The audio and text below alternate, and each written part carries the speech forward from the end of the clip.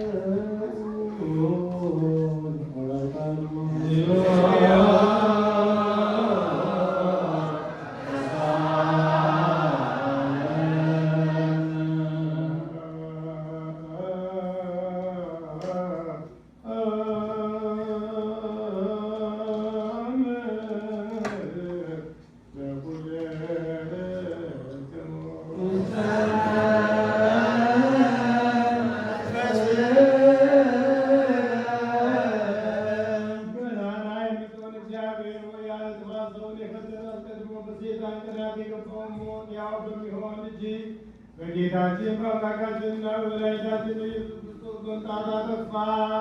የሰማይ ሰራዊት እንዲህ ያሉ አንተንም ያመሰግኑባትን ከሰማይ የተገኘች ሰላምን በምድር ሁሉ መላ። በሰማይ ለእግዚአብሔር ምስጋና ይገባል፣ በምድርም ሰላም። የሰው ፈቃድ ስብሐት ለእግዚአብሔር በሰማያት ወሰላም በምድር